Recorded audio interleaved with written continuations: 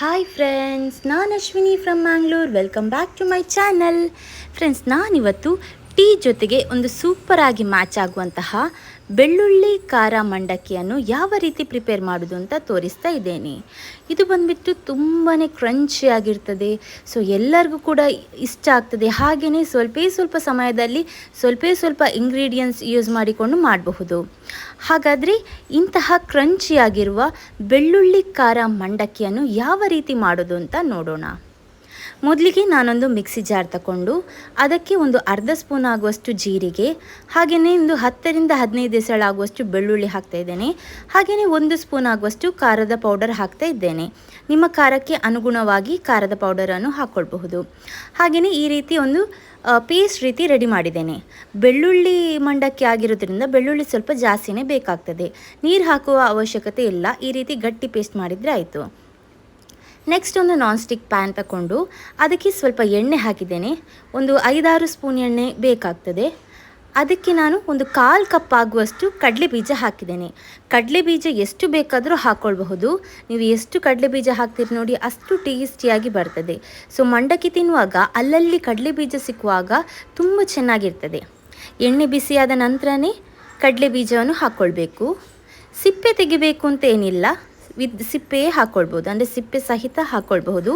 ಇನ್ನು ಈ ಕಡಲೆ ಬೀಜ ಕೆಂಪು ಕಲರ್ ಆಗಬೇಕು, ಲೈಟಾಗಿ ಬಣ್ಣ ಚೇಂಜ್ ಆಗಬೇಕು, ಅಲ್ಲಿ ತನಕ ರೋಸ್ಟ್ ಮಾಡಿ ನೋಡಿ. ಈಗ ಕಡಲೆ ಬೀಜ ಲೈಟಾಗಿ ಬಣ್ಣ ಚೇಂಜ್ ಆಗಿದೆ. ಈಗ ನಾನು ಸ್ವಲ್ಪ ಕರಿಬೇವಿನ ಎಲೆಗಳನ್ನು ಹಾಕ್ಕೊಳ್ತೇನೆ. ಕರಿಬೇವಿನ ಎಲೆಗಳು ಕೂಡ ಹಾಗೆಯೇ ಎಷ್ಟು ಬೇಕಾದರೂ ಹಾಕ್ಕೊಳ್ಬಹುದು. ಎಷ್ಟು ನೀವು ಹಾಕ್ತೀರಿ ನೋಡಿ, ಅಷ್ಟು ಒಳ್ಳೆ ಘಮ ಬರ್ತದೆ. ಇದನ್ನು ಕಟ್ ಮಾಡಬೇಕು ಅಂತ ಏನು ಅವಶ್ಯಕತೆ ಇಲ್ಲ, ಹಾಗೆಯೇ ಹಾಕ್ಕೊಳ್ಬಹುದು. ನಾನು ಸ್ವಲ್ಪ ಜಾಸ್ತಿನೇ ಕರಿಬೇವಿನ ಎಲೆಗಳನ್ನು ತಗೊಂಡಿದ್ದೇನೆ. ಸೊ ಇನ್ನು ಇದು ಒಂದು ಕ್ರಂಚಿ ಥರ ಆಗಬೇಕು, ಅಲ್ಲಿ ತನಕ ರೋಸ್ಟ್ ಮಾಡಬೇಕು. ಅಂದರೆ ಎಲೆಗಳೆಲ್ಲ ಕುರುಮ್ ಆಗಬೇಕು. ನಿಮಗೆ ಇದನ್ನು ಸೌಟಲ್ಲಿ ಇದು ಮಿಕ್ಸ್ ಮಾಡುವಾಗನೇ ಆ ಕ್ರಂಚಿನೆಸ್ ಗೊತ್ತಾಗ್ತದೆ ನಿಮಗೆ. ಸೊ ಅಲ್ಲಿ ತನಕ ರೋಸ್ಟ್ ಮಾಡಬೇಕು.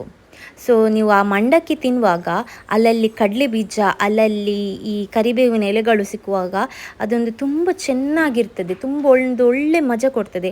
ಹಾಗೆಯೇ ಆ ಕರಿಬೇವಿನ ಎಲೆಗಳು ಕೂಡ ಹಾಗೆ ಒಳ್ಳೆ ಘಮ ಕೂಡ ಕೊಡ್ತದೆ. ಸೊ ಈಗ ನಿಮಗೆ ನೋಡುವಾಗನೇ ಗೊತ್ತಾಗ್ಬೋದು, ಆಗಲೇ ಆ ಎಲೆಗಳೆಲ್ಲ ಯಾವ ರೀತಿ ಇತ್ತು, ಫ್ರೆಶ್ ಆಗಿತ್ತು. ಈಗ ಆ ಒಂದು ಕ್ರಂಚಿನೆಸ್ ನಿಮಗೆ ನೋಡುವಾಗನೇ ಗೊತ್ತಾಗ್ತದೆ. ಸೊ ಇಷ್ಟು ರೋಸ್ಟ್ ಮಾಡಬೇಕಾಗ್ತದೆ. ಸೊ ಇನ್ನು ಈಗ ಇದಕ್ಕೆ ನಾವಾಗಲೇ ಪೇಸ್ಟ್ ಮಾಡಿದ್ದೇವಲ್ಲ, ಬೆಳ್ಳುಳ್ಳಿ, ಜೀರಿಗೆ, ಖಾರ ಪೌಡರ್, ಸೊ ಅದನ್ನು ಹಾಕ್ಕೊಳ್ಬೇಕು. ನಾನೀಗ ಗ್ಯಾಸ್ ಆಫ್ ಮಾಡಿದ್ದೇನೆ.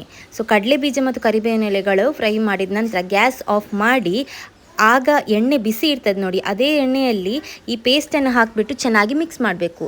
ಈ ರೀತಿ ಯಾಕೆ ಮಾಡಬೇಕಂದ್ರೆ, ಇಲ್ಲದ್ರೆ ಆ ಪೇಸ್ಟ್ ಇದೆಯಲ್ಲ, ಆ ಖಾರ ಪೌಡರ್ದು ಪೇಸ್ಟ್ ಇದೆಯಲ್ಲ, ಅದು ತುಂಬ ಕಹಿ ಬರ್ತದೆ ಮತ್ತು ಬೇಗ ಇದು ತಳ ಹಿಡಿಯುವ ಚಾನ್ಸಸ್ ಇರ್ತದೆ.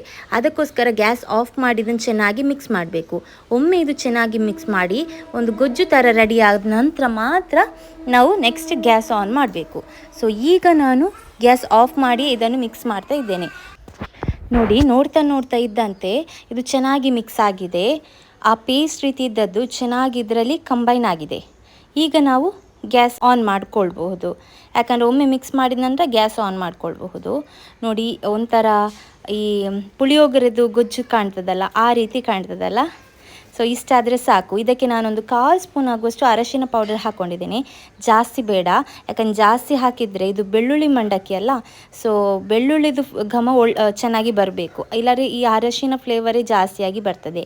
ಅದಕ್ಕೋಸ್ಕರ ಅರಶಿನ ಪೌಡರ್ ಆರೋಗ್ಯಕ್ಕೂ ಕೂಡ ಒಳ್ಳೆಯದು, ಹಾಗೆಯೇ ಬಣ್ಣ ಕೂಡ ಚೆನ್ನಾಗಿ ಬರ್ತದೆ. ಅದಕ್ಕೆ ಅರಶಿನ ಪೌಡರ್ ಹಾಕಿದ್ದೇನೆ. ಸೊ ಈಗ ನಾವು ಮಂಡಕ್ಕಿಯನ್ನು ಹಾಕ್ತಾ ಇದ್ದೇನೆ. ಇದರಲ್ಲಿ ಒಂದು 2 ಲೋಟದಷ್ಟು ಮಂಡಕ್ಕಿ ಇದೆ. ಸೊ ನೀವು ಎಷ್ಟು ಬೇಕಾದರೂ ಹಾಕ್ಕೊಳ್ಬಹುದು. ಹಾಗೆ ನೀವು ಒಗ್ಗರಣೆಯನ್ನು ಚೇಂಜಸ್ ಮಾಡ್ಕೊಳ್ಬೇಕಾಗ್ತದೆ, ಅಂದರೆ ಸ್ವಲ್ಪ ಜಾಸ್ತಿ ಮಾಡ್ಕೊಳ್ಬೇಕಾಗ್ತದೆ ಜಾಸ್ತಿ ಮಾಡೋದಾದರೆ.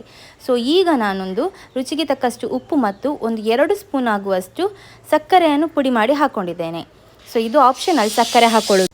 ಸಕ್ಕರೆ ಬೇಡ ಅಂತ ಇದ್ದರೆ ಸ್ಕಿಪ್ ಮಾಡ್ಕೊಳ್ಬಹುದು. ಆದರೆ ಸಕ್ಕರೆ ಹಾಕ್ಕೊಳ್ಳೋದ್ರಿಂದ ಟೇಸ್ಟ್ ಚೆನ್ನಾಗಿ ಬರ್ತದೆ. ಸಕ್ಕರೆ ಹಾಕ್ಕೊಳ್ಳೋದಾದರೆ ಅದನ್ನು ಪುಡಿ ಮಾಡಿಬಿಟ್ಟು ಹಾಕ್ಕೊಳ್ಳಿ. 1ರಿಂದ 2 ಸ್ಪೂನ್ ತನಕ ಹಾಕ್ಕೊಳ್ಬೋದು. ಸೊ ಇದೆಲ್ಲ ಹಾಕಿದ ನಂತರ ಚೆನ್ನಾಗಿ ಒಮ್ಮೆ ಮಿಕ್ಸ್ ಮಾಡಿದರೆ ಆಯಿತು. ಹಾಗೆಯೇ ಗ್ಯಾಸನ್ನು ಫುಲ್ಲಾಗಿ ಲೋ ಫ್ಲೇಮಲ್ಲಿ ಇಟ್ಕೊಂಡು ನೀವು ಇದನ್ನು ಮಿಕ್ಸ್ ಮಾಡ್ಕೊಳ್ಬೇಕು, ಇಲ್ಲದ್ರೆ ತಳ ಹಿಡಿಯುವಂತಹ ಚಾನ್ಸಸ್ ಜಾಸ್ತಿ ಆಗಿರ್ತದೆ. ನೋಡ್ತಾ ಇರುವ ಹಾಗೆ ಆ ಬಿಳಿಯಾಗಿರುವ ಮಂಡಕ್ಕಿ ಎಷ್ಟು ಚೆನ್ನಾಗಿ ಕಲರ್ ಬಂದಿದೆ ನೋಡಿ. ಖಾಲಿ ನಾವು ಇದಕ್ಕೆ ಹಾಕಿದ್ದು ಅರಶಿನ ಪೌಡರ್ ಮತ್ತು ಚಿಲ್ಲಿ ಪೌಡರ್. ಅರೆ ಎಷ್ಟು ಒಳ್ಳೆ ಕಲರ್ ಬಂದಿದೆ ನೋಡಿ. ಚಿಲ್ಲಿ ಪೌಡರ್ ಕೂಡ ಸ್ವಲ್ಪ ಹಾಕಿದ್ದು. ಅರೆ ಎಷ್ಟು ಚೆನ್ನಾಗಿ ಕಾಣ್ತಾ ಉಂಟು ನೋಡಿ. ಒಂದೊಳ್ಳೆ ಚೆನ್ನಾಗಿ ಒಮ್ಮೆ ಮಿಕ್ಸ್ ಮಾಡಿಕೊಳ್ಬೇಕು. ಇಷ್ಟೇ, ಇದು ಈಸಿಲಿ ರೆಡಿ ಆಗ್ತದೆ. ಮನೆಯಲ್ಲೇ ಇರುವಂತಹ ಇಂಗ್ರೀಡಿಯೆಂಟ್ಸ್. ಹಾಗೆಯೇ ಇದು ನೀವು ಟ್ರಾವೆಲ್ ಮಾಡುವಾಗ ಕೂಡ ಇದನ್ನು ತಗೊಂಡು ಹೋಗ್ಬೋದು. ಒಂದು ಡಬ್ಬದಲ್ಲಿ ಸ್ಟೋರ್ ಮಾಡಿಕೊಂಡಿರ್ಬೋದು. ಎಷ್ಟು ದಿನ ಹೋದರೂ ಕೂಡ ಇದು ಹಾಗೆಯೇ ಫ್ರೆಶ್ ಆಗಿರ್ತದೆ.